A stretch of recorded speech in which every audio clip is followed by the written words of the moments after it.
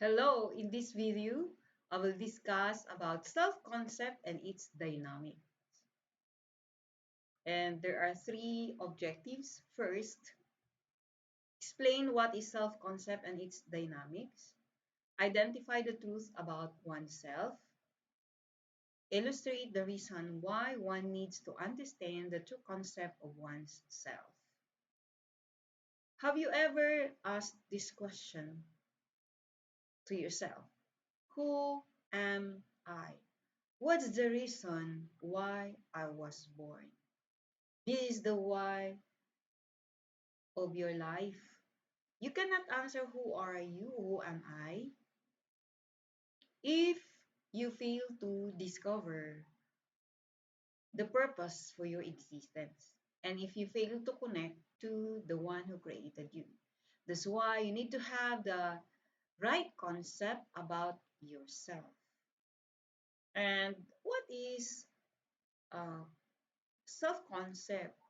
Self-concept is the image we have of ourselves. This image develops in a number of ways, including through our interaction with important people in our lives. Learn more about self-concept, including whether it can be changed, and a few theories related to self-identity and self-perception. Now, if you are looking at a mirror, example, when you look at the mirror reflects is how we currently see ourselves. So this is our self-image. But sometimes we look at ourselves the way others or the world has defined us.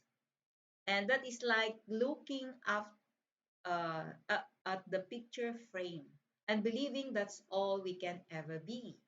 So that is the uh, analogy between mirror and the picture frame. Now, in this subject or topic, it will help you, this topic will help you to have a true concept. So when we say concept, complete thought or idea about yourself. So what is self-concept? Self-concept is how we perceive our behaviors, abilities, and unique characteristics. For example, beliefs such as I am a good friend or I am a kind person are part of an overall self-concept, complete idea about who you are. And then our perception is also important because it affects our motivations, attitudes, and behaviors. It also impacts how we feel about the person we think we are, including whether we are competent or if we have self-worth. So yung paningin mo sa sarili mo, pananaw mo sa sarili mo, ay nakakaapekto doon sa motivation mo, sa perspective mo, at sa iyong ugali, sa iyong pananaw sa sarili mo. Nakakaapekto yon. That's why you need to have the right concept about yourself. Kailangan alam mo ano yung kumpletong sino ka, ano ka. Yan. So, it is very important for you to understand and to have the truth about who you are. Okay. Kailangan alam mo. Because it says here, at its most basic, self-concept is a collection of belief one holds about oneself and the responses of others. It embodies the answer to the question, who am I? The moment you will discover the complete idea about yourself, you will be able to answer this question. So how we see ourselves is not a static, unchanging perception, but it is influenced by various factors and evolves over time. It means how you see yourself, how you perceive yourself can be changed. It depends on your experiences, what you hear, what you discover, it will be changed because the source of your perception about yourself is what you see, what you hear, kung ano yung nakikita mo, ano yung naririnig mo, ano yung pinaniniwalaan mo, saan mo narinig ba, sa school, sa magulang mo, sa church, social media. So, ayan. Kaya napakahalaga na alam mo mag-filter para hindi maapektuhan kung ano yung pananaw mo sa sarili mo. So, there are si Rogers, three parts of self-concept. Rogers, three parts of self-concept. First, ideal self. The ideal self is the person you want to be. This person has the attributes or qualities you are either working toward or want to possess. It's who you envision yourself to be if you're exactly as you wanted. It means the self that you are dreaming of, that is ideal self. Self-image. Self-image refers to your nature, the natural you. Okay, so hindi mo pwedeng itago yan. Yung totoong ikaw, nature mo yon, natural mo yon. And then self-esteem is how much you like, accept, and value yourself. All contribute to your self-concept in the form of self-esteem. Self-esteem can be impacted by a number of factors, including how others see you, how you think you compare to others, and your role in society. Paano mo pinapahalagaan yung sarili mo, yung halaga mo, pagpapahalaga mo sa sarili mo. Tawag dyan ay self-esteem. So, kung mataas ang pagpapahalaga mo sa sarili mo, mataas yung self-esteem mo, meron kang confidence sa iyong sarili. So, ayan yun. So, these are the three parts of self-concept. Yung idea self, gusto mo maging, self-image, kung ang natural na ikaw, and then self-esteem, paano mo pinapahalaga ng iyong sarili. So, it is very important for us to understand the truth about ourselves. So, the truth about yourself. So, in order to discover the truth about yourself, you must go back to where you came from, who created you. You can never answer the question, who am I, if you don't have the true concept about yourself. That's what I'm telling you a while ago, that you need to know who you are, the concept about who you are, complete idea. So, para malaman mo kung anong meron ka, anong purpose, para saan yung mga experiences mo, para saan yung galing mo, para saan ang iyong mga ang iyong personality. So ayan. So dito mo malalaman the truth about who you are. So in order to discover that, you have to go back, as I said a while ago, to the one who created you. How? By going back to what the Manual of Life says. But before that, I just want to clarify that who has the authority to tell us who we are? Sino bang may karapatan na magsabi kung sino tayo? Of course, the one who created us. Paano yon? It is found in the Manual of Life. But there is a greatest lie na kung saan natanggap ng karamihan. So the Manual of Life is the Bible. Greatest lie ever told about the Bible is that the Bible is about religion. So the Bible is not a religious book. Ulitin ko, it just happened that the Christianity religion o relihiyon na Christianity ay ginawa nilang basis ng kanilang o foundation ng kanilang pananampalataya, ng kanilang belief system is the Bible. But it doesn't mean that it's only for the Christian, but for every human being, regardless of your religion, regardless of your belief. Whether you accept it or not, you believe it or not, this is the truth. And the truth is the Bible. Ito yung katotohanan that will tell us who we are. That will tell you who you are. That will tell you the reason for your existence, because that's a manual for our life. Just like an inventor, he has the manual for his product. Our Creator has also the manual for his product, and that is the manual of life or the Bible.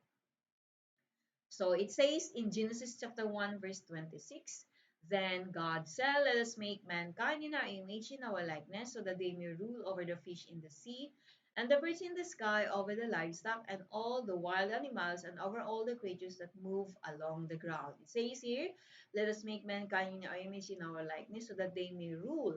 So we have already learned that to rule is to dominate, to rule is to influence, to rule is to lead. So, yun ang ibig sabihin ng rule. So, we're created in the image of the Creator. That refers to the nature. Kung anong natural sa Creator natin, ganun din sa atin. If He is loving, we are also loving. If He is static, we are also static. If He appreciate beautiful things, we also appreciate beautiful things. So if He is trustworthy, we can also be trustworthy, because that's the nature of our Creator. So reasons why we need to discover our true image. So your image, it says, uh, In Genesis 1:26, you are created in God's image. It means your nature. What is true to our Creator is also true to you. Okay, so that's your image. Ginawa ka ayon sa wangis ng ating Creator. So it is very important to understand our true image so that we will have the right perspective about ourselves. We will have the right mindset about ourselves. We will understand our true identity. So mahalaga na alamin mo kung ano ang natural sa'yo para magkaroon ka ng kumpletong idea tungkol sa sarili mo. It is very important to understand our true image so that we will understand about our true nature. We will identify what is natural for us. So it is natural for us to be honest, to be true, to be trustworthy, to forgive, and to do good. It is not natural for us to harbor hatred and refuse to forgive. It's not natural for us to lie, to cheat, and to do wickedness or to do evil. So it means you are born to do good things and it's natural for you. So, hindi natural sa'yo ang gumawa ng masama. Kaya ka nakukonsensya. So, kaya ka ang bigat ng dibdib mo kapag mayroon kang unforgiveness. Hindi ka masaya. Why? Because you are not designed for that. That's not your nature. That's not the natural you. To hate is not the natural you, but to love, to understand, to forgive. That's the natural you. That's the image that the Creator put inside you. Okay, so it is very important to understand our true image so that we will have a good value. We will have good values. Good values are product of understanding your true image or your true nature. You will be able to value things according to the Creator. So number 4, it is very important to understand our true image because it affects our motivation, attitude, behavior, and identity. So in-explain ko yung kanina na pag naintindihan mo ng image mo, maapektuhan yan yung iyong attitude, ang motivation mo at yung ugali mo. So it is very important to understand our true image so that we will be able to live a transparent life, maximize our true potentials, and as a result, we will have contentment, satisfaction, peace, and joy. So, in order for you to have contentment, satisfaction, and peace and joy, you have to discover the purpose, the reason for your existence, and so that you'll be able to understand your true image.